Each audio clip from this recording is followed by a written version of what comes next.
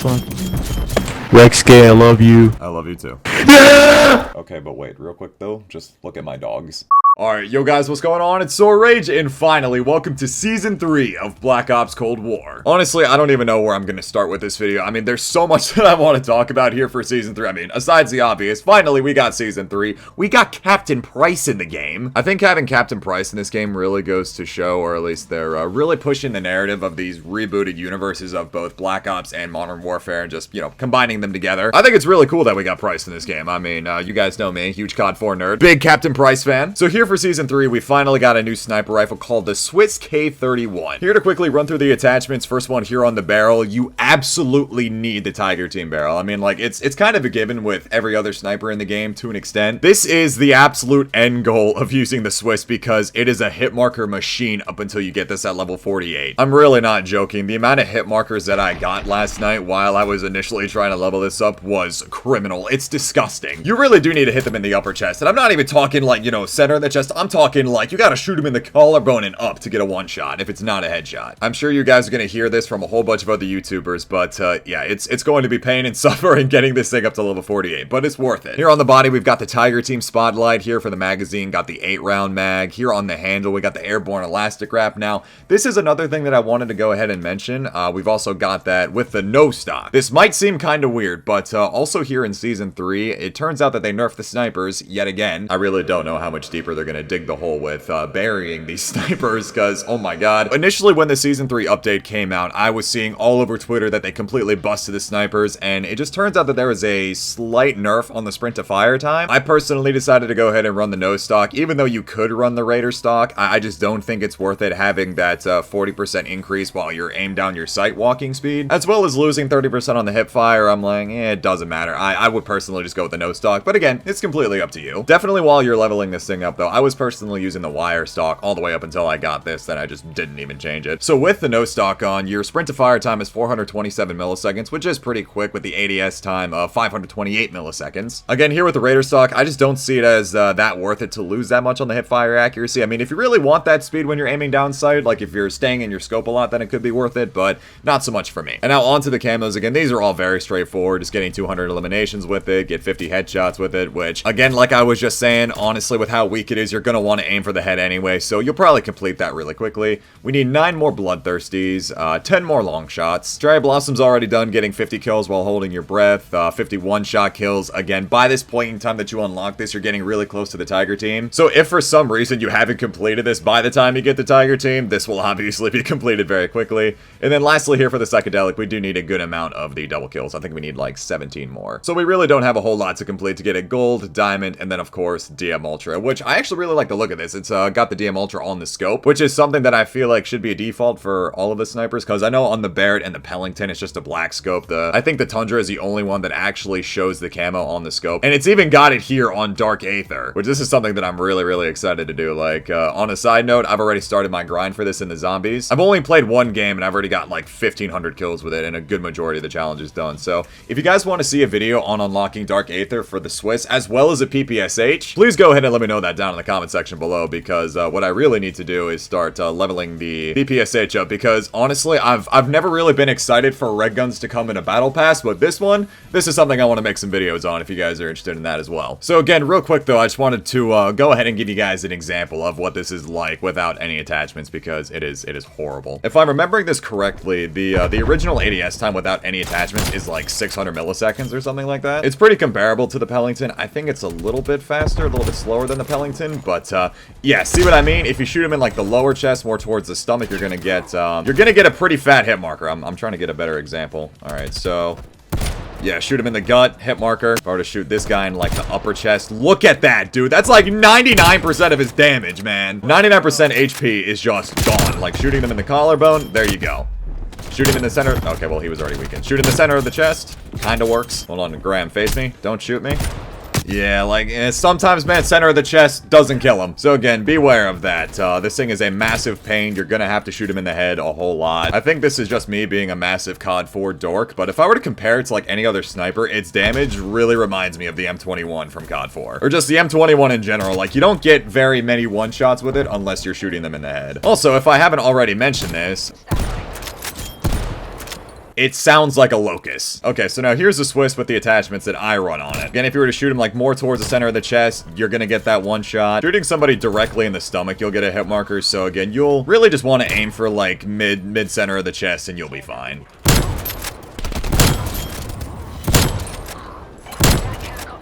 Yeah, dead center of the chest, you'll be perfectly fine.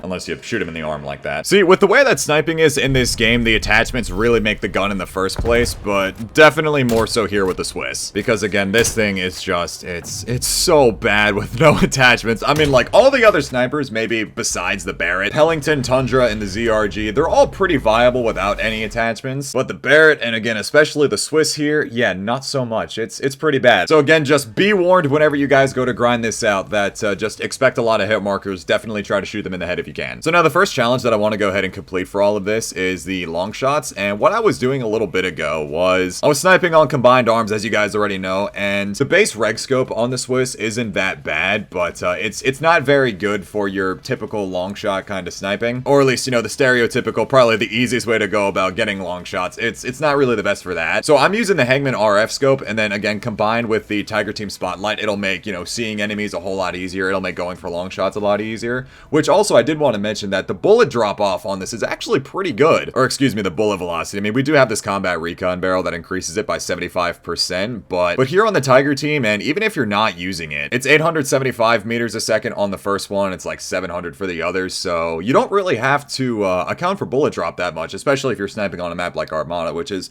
perfect, because this map is so ideal for it.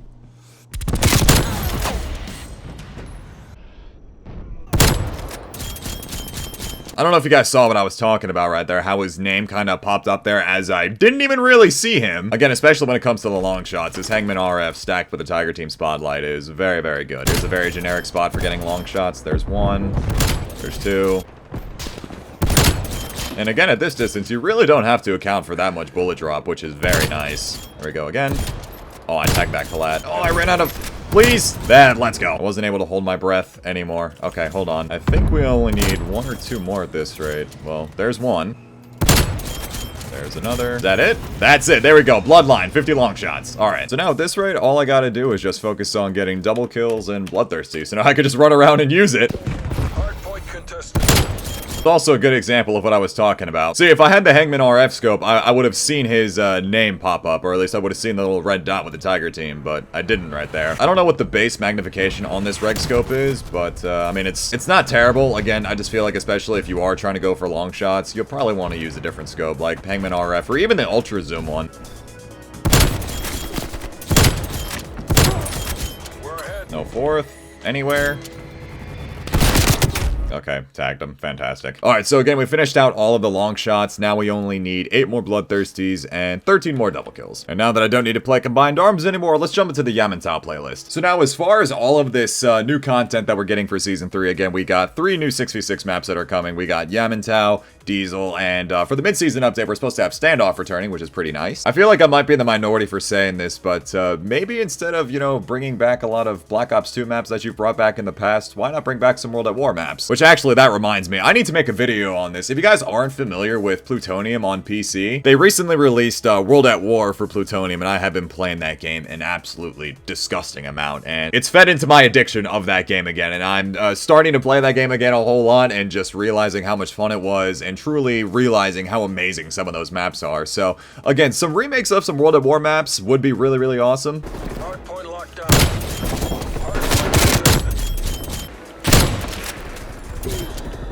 Oh, this is definitely going to be a spot right here. I feel like they're supposed to start running down that hill. So far, with the look of the roadmap and all the content that we've got so far, I feel like this was a very good step in the right direction for Cold War, because last season for Season 2 was very, very boring. Honestly, I really didn't like the 2 maps that they added. I mean, Apocalypse is pretty good, but Miami Strike, yeah, I didn't really care so much for that. I'm not going to lie to you guys on that. I feel like with getting 2 new maps, well, 3 maps in total, I'm not really counting Standoff as a brand new map. So with 3 new 6v6 maps coming, we got a a new sniper, the new SMG, the PPSH. We also got the ballistic knife. I don't know if they're going to end up doing something kind of like what they did with Express in Season 1 and just kind of randomly add that to the game at some point in time. So if we get some more maps throughout the course of the season, obviously that'll be really nice. But again, overall, so far, I think we're off to a pretty good start here with Season 3. Mainly on top of the fact that we got this new sniper, which is pretty kick-ass. I'm not going to lie to you guys. It's already given me more and more of a reason to really grind this season out. Don't jump. Okay, Bloodthirsty. There we go. Which is a really good thing because I think this season is the one in particular. Once you get to Prestige Master, I think by the end of this season, we can get more Prestige emblems, and I'll be able to get my favorite one, which is Black Ops 114. So I feel like with all the new maps, new weapons, and again, just being able to get my favorite Prestige emblem, it's already giving me more and more of an incentive to play, which I really like because, again, I actually really do enjoy Black Ops Cold War. Like, I think this game has the potential to be a very solid Call of Duty. The only thing that's really been lacking up until this point in time is just maps. I thoroughly enjoy the overall feel of this game and would just play it so much more if we just had more 6v6 map variety. Also, at some point in time, what I might end up doing is checking out the new Warzone update, which, I mean, I'm not even that big of a Warzone player. All that game does is just boil my blood. But with the look of the new Verdansk remake in 1980s, I think that could be kind of cool. Maybe go ahead and try and get some gameplay with the Swiss and the PPSH in Warzone once I get that maxed out.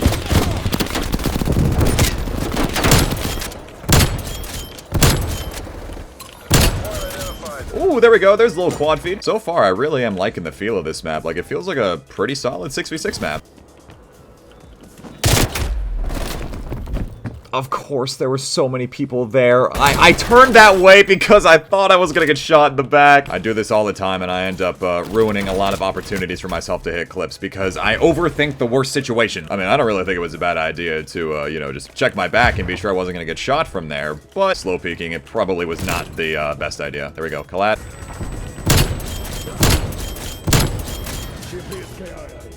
Anyone else? No?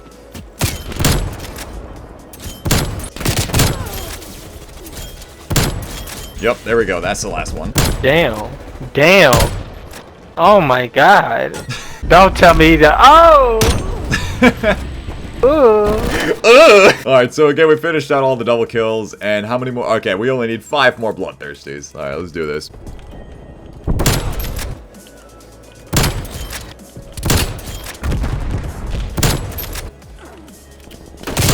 Oh, that was close. Alright, 4 more.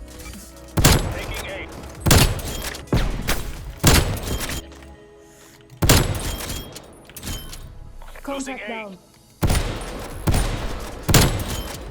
I scared myself right there. Okay. Eyes on target.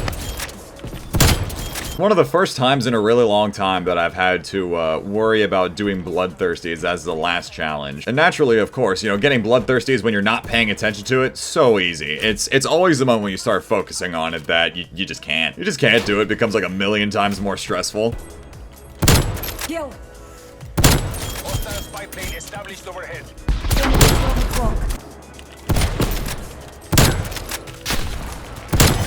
There we go. Oh, it was the last one right there. Okay, there we go. For some reason, I thought I had another Bloodthirsty to get, but alright, I'm not gonna complain about that. He had that knife out. Oh, don't do it to me. Well, even if I needed one more Bloodthirsty, I would have gotten it right there anyway, so... 11. No. 12. 13. No! Still got that harp up. Alright, keep it going. Alright, well, now they're spawning on both sides of the map. What am I supposed to do here, dude? Oh my god. Now that's so unfortunate. I so could have kept that streak going. You know, I never really thought of this, but yeah, obviously Miami's also another good map for Longshots. It's just been so long since I played the original Miami for 6v6 that it makes me very thankful for Miami Strike, because Miami from the get-go always should have just been a combined arms map. No business in 6v6. But there it is. We finally got Gold, Diamond, and of course, DM Ultra. Alright, so first up here, we've got the Golden Swiss, the Diamond Swiss, and of course, last but not least, DM Ultra. I really cannot stress enough how much I like the look of it on the scope. I don't know why they don't do this for more snipers. Again, as far as I know, it's only on the Tundra Reg scope that it actually shows the Mastery camo on the scope as well. As far as my overall thoughts on this sniper, I really enjoy it. Like, this is definitely top tier. See, my personal favorite in this game has always been the Tundra, with the Pellington obviously being a close second. ZRG is great for damage, and the Barrett is just... No. But I don't know, man. I mean, this Swiss, like, this is kind of deadly. I'm not gonna lie. If your shot is on and you're clicking foreheads, making a swap class between this and the Pellington would be lethal. Or, you know, do that double sniper class setup, which I still don't know how to do. Don't let the first 47 levels of using the sniper be your final judgment on this, because the Tiger team makes all the difference on this, without a doubt. So now, with that all being said, to go ahead and end my rambling, that's gonna go ahead and wrap up this video. Again, I really hope you all enjoyed. I do plan on unlocking Dark Aether for this and the PPSH very soon. If there's like some specific videos on that you guys would like to see, definitely go ahead and let me know that down in the comment section below, as well as your overall thoughts and opinions on this new sniper, the PPSH, Season 3 as a whole. Also, feel free to go ahead and join my Discord that's linked down in the description below, so you guys never miss pings on when I post new videos here to YouTube, as well as when I go live on Twitch. Once again, I really hope you all enjoyed the video. Leave a like if you guys did, subscribe if you're new. It's been Soul Rage, and I will talk to you guys later. Take care, everybody.